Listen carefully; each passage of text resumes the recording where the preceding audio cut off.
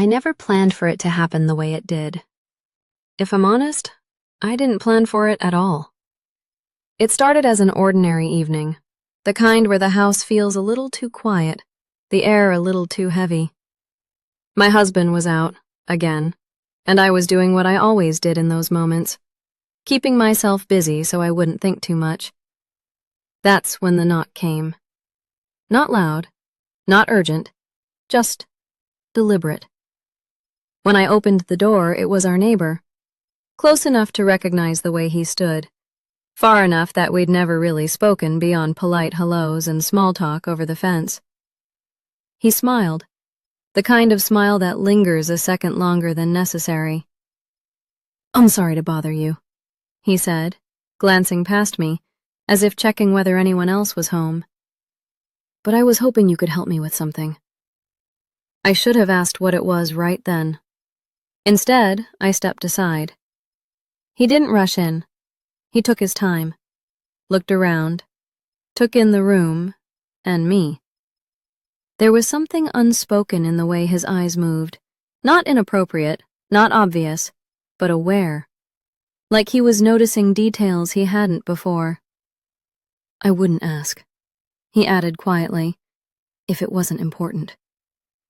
That word, important, settled somewhere deep in my chest. I told myself it was nothing, just a request, just a neighbor needing help. People ask favors all the time. Still, I felt it, that subtle shift, the moment where something ordinary tilts slightly off balance. I remember thinking I should keep my distance, keep it light, keep it harmless. But when he explained what he needed, slowly, carefully, it wasn't the request itself that unsettled me. It was how close he was standing by then. Close enough that I could hear his breathing. Close enough that I noticed how quiet the house had become. "This stays between us," he said, not as a warning, but as an assumption. And I didn't correct him, because in that moment, I realized something uncomfortable about myself. I wasn't asking whether I should help him. I was asking myself why I wanted to. And once that question entered my mind, there was no unthinking it. I nodded, just once. And that single motion changed the tone of everything that followed. Because some requests aren't really about what's being asked. They're about what they allow. And I had just said yes. He exhaled slowly when I agreed. Not with relief, exactly.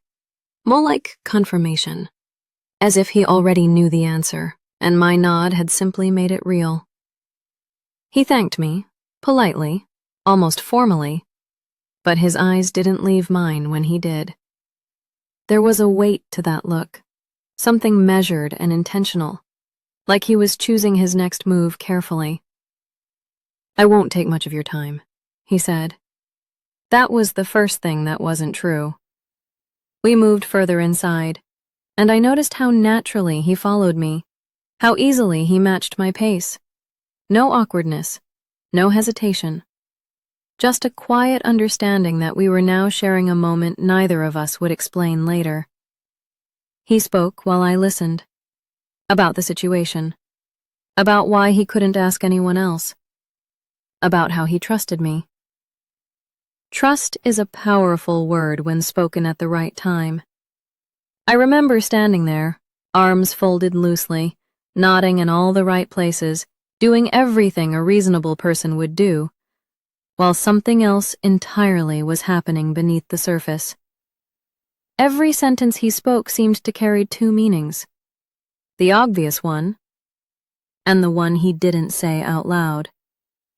"You're easy to talk to," he said at one point, almost surprised. "I don't usually feel that way." I laughed softly, brushing it off, but inside I felt that familiar warmth, the kind that comes when you're seen in a way you haven't been for a long time, especially by someone who isn't supposed to see you like that. There was a pause then, a long one. The kind where neither person rushes to fill the silence, because both are aware of what it's doing. Drawing things closer, tightening the space between words and bodies. I should have changed the subject. I should have stepped back. Instead, I asked a question I didn't need the answer to. And what exactly do you need from me? The way he looked at me then, careful, searching, told me he understood the shift as clearly as I did. This, he said softly, gesturing vaguely between us, isn't just about the favor. He let that hang in the air. I didn't respond right away, because sometimes, when you're given a moment like that, silence says more than anything you could say out loud. And in that silence, something irreversible began to form. He didn't move closer.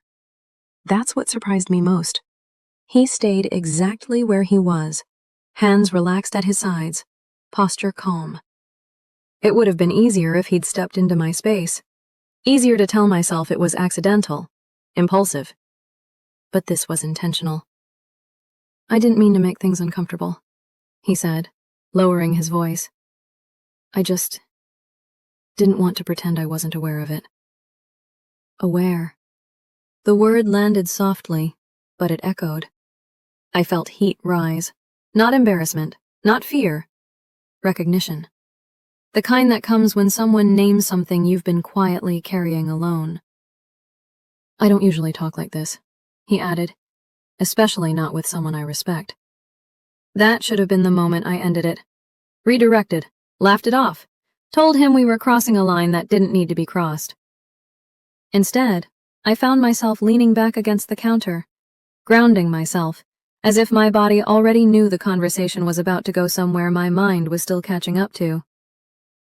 It's just a request, I said carefully. That's all. He nodded. Slowly. That's how it always starts.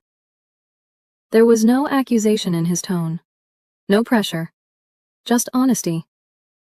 I noticed then how quiet everything was. The ticking clock. The hum of the refrigerator. Small sounds suddenly louder because neither of us was speaking. He looked at me. Not boldly, not hungrily, but as if he were waiting, giving me space to decide what came next. And that was the moment I understood what made this dangerous. Not desire. Permission. Because I wasn't being pushed. I was being invited. And part of me, the part I hadn't listened to in years, was already answering. I inhaled slowly, steadying myself. Tell me, I said, what you had in mind. The shift was immediate, subtle, but unmistakable. His expression softened, almost relieved, but underneath it was something else, something focused, something that told me this conversation was only just beginning. He didn't answer right away. Instead, he looked down for a moment, as if choosing his words carefully, or deciding how honest he was willing to be. I need discretion, he said finally, more than anything. That word again. Discretion. It wasn't what he asked for, it was how he asked. Quiet, grounded, like this wasn't reckless curiosity, but something he'd thought about longer than he wanted to admit. I crossed my arms loosely, more for balance than modesty. And you think I'm the right person for that?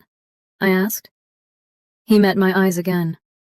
This time there was no hesitation. I know you are. Something about that certainty made my breath catch. Not because it flattered me, but because it felt earned, like he'd been paying attention long before this moment. I see the way you move through your day, he continued, the way you carry yourself. You don't rush. You don't overshare. You notice things. I should have stopped him. But instead, I noticed how close we'd drifted without either of us stepping forward. Close enough that the space between us felt intentional. You don't get asked for much, he said softly. And when you do, it matters. That was the moment the request stopped feeling like a favor and started feeling like a mirror. Because he was right. I was careful. I was controlled. And I was very, very good at holding things in. Too good. I looked away briefly, giving myself a second to breathe, to remember who I was supposed to be, what I was supposed to do. When I looked back at him, his expression hadn't changed. He was still waiting, still giving me the choice. And I realized something then, something that unsettled me far more than attraction ever could. He wasn't asking for anything I didn't already want to give. He was simply the first person in a long time who noticed it. That understanding settled between us, quiet but heavy. And once it was there, neither of us pretended it wasn't. I didn't answer him right away. Not because I didn't know what he meant, but because I knew exactly what he was asking, and saying it out loud would have changed the temperature of the room too quickly. Instead, I did something safer. I walked, not away from him, just a few steps to the side, creating movement where there had been stillness. I picked up a glass from the counter, rinsed it, even though it was already clean, gave my hand something to do while my thoughts caught up. "You're very confident," I said, lightly. He didn't smile. "I'm very careful," he replied. That answer landed differently. Careful people don't rush. They don't reach before they're invited. They let moments stretch until the other person feels the weight of choosing. I turned back to him, leaning against the counter again. This time, I didn't cross my arms. "And what happens," I asked, "if I say no?" He considered that honestly. "Then nothing happens," he said, "and I leave knowing I was right to ask, even if the answer wasn't what I hoped." There was no disappointment in his voice, no manipulation, just acceptance. That was the problem, because pressure is easy to resist. Respect is not. The silence returned, thicker now, charged but restrained. I became aware of how close he was again, not in distance, but in attention. How present he felt. How rare that presence had become in my life. "You're not afraid of this," I said quietly. He shook his head. "I'm afraid of pretending I didn't notice it." I felt that in my chest. Pretending. That's what I'd been doing for years. Pretending certain thoughts didn't surface, certain feelings didn't linger. Pretending I didn't miss being looked at like a decision instead of a habit. Somewhere in the house, a clock chimed the hour. The sound felt intrusive, like the world reminding us that time was still moving, whether we were ready or not. "I should be honest with you," I said. "Yes," he replied, immediately. "I haven't agreed to anything yet." "I know. But I haven't said no, either." He exhaled slowly, just once. That's all I needed to hear. And in that moment, I understood something that made my pulse quicken, not from excitement, but from clarity. This wasn't about what would happen next. It was about the fact that something could. And once that door exists, even slightly open, it changes how every future moment feels. He took a step back then. Just one. Enough to give me space, but not enough to let the moment dissolve. "I don't expect an answer tonight," he said. "I wouldn't trust one if you gave it to me." That surprised me.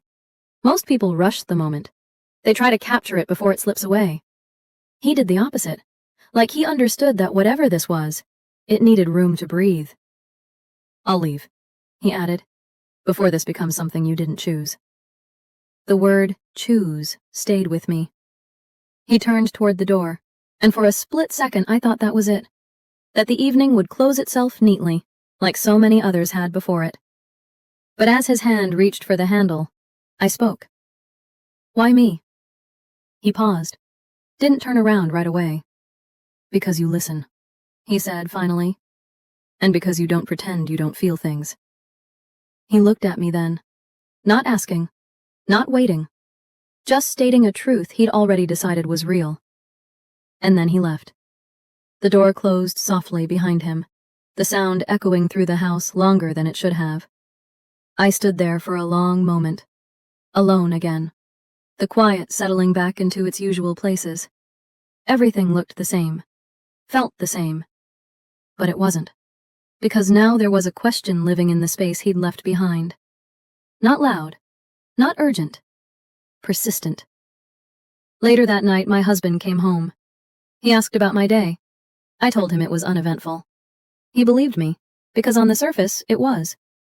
As we sat together, the television flickering in the background, I felt the contrast more sharply than ever, between being occupied and being present. Before bed, I walked through the house, turning off lights, touching familiar objects as if to reassure myself they were still there. When I reached the front door, I hesitated. I rested my hand against it, remembering how easily it had opened earlier. And for the first time that evening, I allowed myself to think the thought I'd been avoiding. He hadn't asked for anything concrete. Not yet. Which meant the next move, whatever it was, would be mine. And I didn't know if I was more afraid of what might happen, or of how ready I felt to find out. I didn't sleep much after that. Not because my mind was racing, but because it kept circling the same quiet point, like it was waiting for permission to land. The next morning felt deceptively normal. Sunlight through the curtains, the sound of my husband moving around the kitchen, unaware that anything had shifted. He kissed my cheek, asked if I'd slept well. I said yes. It wasn't a lie. It just wasn't the whole truth. After he left, the house grew still again. That familiar stillness. But now it felt different. Charged. As if the walls themselves were holding their breath. I went about my day slowly. Too slowly. Folding laundry that didn't need folding. Wiping down surfaces that were already clean. Every small task felt like a way of postponing something I didn't want to name yet. And then, late in the afternoon, I noticed the sound outside. Footsteps. Measured. Unhurried. I didn't look right away. I already knew. When I finally glanced through the window, he was there, across the street, loading something into his car. He wasn't looking toward my house. Not obviously. But the timing felt intentional, like he'd chosen that moment knowing I'd notice. I told myself it meant nothing. But my body didn't listen. Later, as evening settled in, my phone buzzed. One message. No explanation. Just wanted to make sure you're all right. That was it.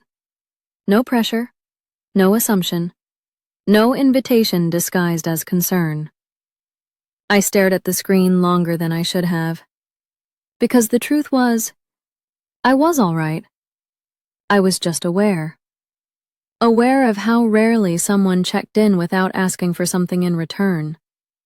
Aware of how much weight a simple sentence could carry when it arrived at the right time. I didn't reply. Not immediately. I set the phone down and went to the hallway, letting the quiet wrap around me. The house felt like it was waiting, patient, observant, neutral.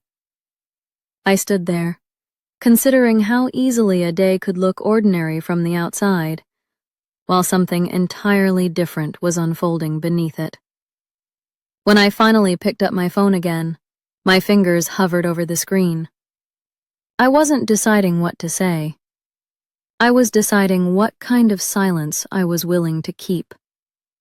And that realization stayed with me, steady and unresolved, as the evening deepened, quietly shaping whatever came next. I typed a response, deleted it. Typed another. Stopped. It wasn't fear that held me back. It was awareness. Once words exist, they don't belong to you anymore. They set things in motion. They create a direction.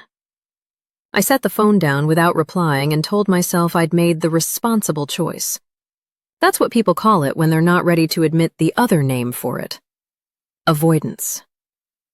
That evening, my husband came home earlier than usual. He talked about his day with an ease that felt almost rehearsed, like he was filling space without realizing why. I listened, nodded, smiled at the right moments. I noticed how he didn't look at me when he spoke. Not because he was being unkind, but because he assumed I was still there, still steady. still predictable. After dinner, he settled into his routine. Television, phone, silence shared but not examined. I sat beside him, feeling the strange distance between two people who knew each other well enough to stop checking in. Later, when he fell asleep, I stood up quietly and walked through the house. The hallway, the kitchen, the front door. I stood there again, hand resting against the wood, remembering how earlier that day someone had asked if I was all right, and meant it.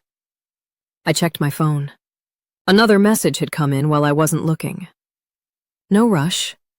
I just wanted you to know I meant what I said. That was all. I felt something shift then, not excitement, not guilt. Permission.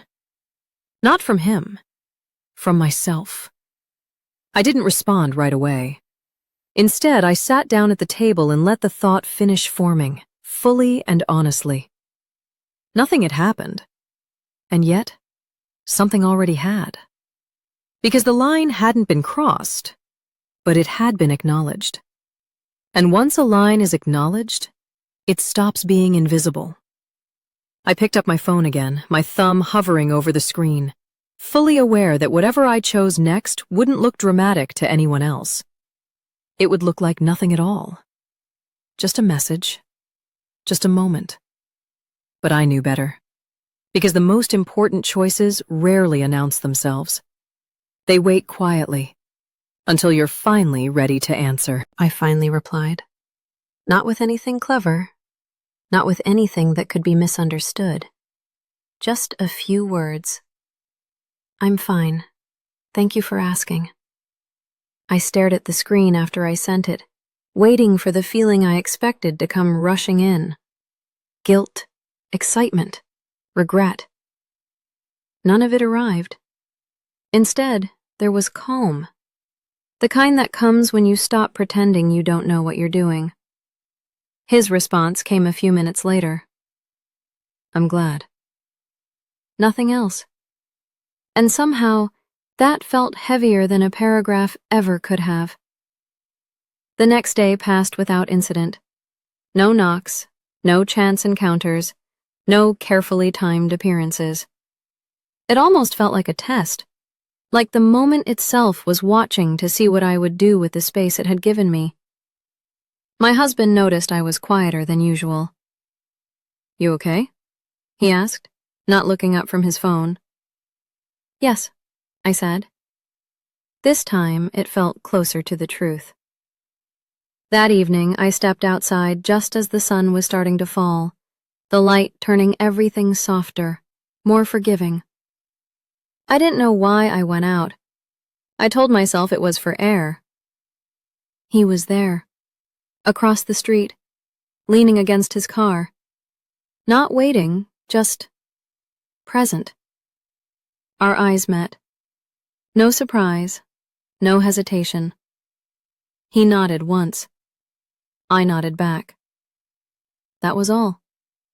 But as I turned to go back inside, I felt it again. That subtle shift, the sense that something was aligning itself quietly behind the scenes. Not rushing, not forcing its way in, just arranging the next moment. Later, as I lay in bed beside my husband, listening to the steady rhythm of his breathing, I realized something that unsettled me more than anything else so far. I wasn't wondering if something would happen. I was wondering when the moment would arrive that made it impossible to keep calling this coincidence. And that thought stayed with me, unresolved and steady, as sleep finally found me, knowing the next move wouldn't come with a knock, but with a choice I'd already started to make. The following afternoon, my husband told me he'd be home late. Work, dinner, the usual reasons that never raised questions anymore. I told him to take his time. After he left, the house settled into that familiar quiet, the kind that feels neutral until it doesn't. I moved through the rooms slowly, aware of my own footsteps, of the way the light shifted as the sun lowered. I wasn't waiting. At least, that's what I told myself. I was in the kitchen when I heard movement outside. Not a knock, not a call, just presence. I didn't go to the window right away. I let the moment breathe. Let myself notice how calm I felt, how steady my hands were as I set a glass down, how deliberate my steps were when I finally walked toward the door. When I opened it, he was there. Not close enough to be intrusive, not far enough to be accidental. "I was in the neighborhood," he said, a small pause before the words, as if he knew how thin the excuse sounded. "I know," I replied. He smiled at that, not amused, not confident, like we'd just acknowledged something without naming it. "I won't stay long," he said. "You said that last time." "And I meant it," he answered. "I just didn't realize how quickly time changes when it's allowed to." That line stayed with me longer than it should have. I stepped aside. Again. He entered, and once more the house adjusted around him. It wasn't dramatic. No rush of heat. No sudden urgency. Just awareness. We stood there, the distance between us carefully maintained, like both of us understood how easily it could disappear if we weren't paying attention. "I wanted to check in," he said. "In person this time." "I'm all right," I replied. "I know," he said. "I wanted to hear it." Silence followed. Comfortable. Waited. The kind that doesn't ask to be filled. "You're very controlled," he added quietly. "So are you," I said. He nodded. "That's why this feels deliberate." The word echoed between us. Deliberate. I noticed then how much effort it was taking not to step closer. Not because I felt pulled, but because the space itself felt intentional, like it was doing some of the work for us. "This doesn't have to become anything," he said. "It can just exist." I met his eyes. "And if it doesn't?" He didn't answer immediately. "If it doesn't," he said finally, "then it means someone chose to let it." I felt that settle in my chest. Not heavy, not sharp. Clear. Outside, a car passed. Somewhere down the street, a door closed. Life continued at its usual pace, unaware of the way this moment was quietly arranging itself. I realized then that nothing about this felt rushed. And that was the most dangerous part of all. Because when something takes its time, it usually knows exactly where it's going. I didn't invite him to sit. I didn't ask him to leave either. We stood there for a moment longer than necessary, the quiet doing the kind of work words never could. Nothing happened, and yet the room felt altered, like it would remember this even if we pretended it wouldn't. "I should go," he said, finally. "Yes," I replied. This time, he actually moved. At the door, he paused, not turning around, just enough to let the moment settle where it belonged. "Whatever this is," he said, "it doesn't need a name yet." I watched him step outside. The door closed. The sound was soft, final enough to be believable, not final enough to be true. Later that night, my husband came home tired and distracted, kissed my cheek, asked about my day. I told him it was quiet. He believed me. And as I lay awake beside him, listening to the familiar rhythm of a life that had learned how to continue without asking questions, I understood something I hadn't before. The request wasn't the turning point. The turning point was realizing how easily I could carry two truths at once. How calm I felt standing on the edge of a decision that didn't demand an answer yet. Because whatever happened next wouldn't come with another knock. It would come when someone decided to stop waiting. And I wasn't sure anymore who that would be.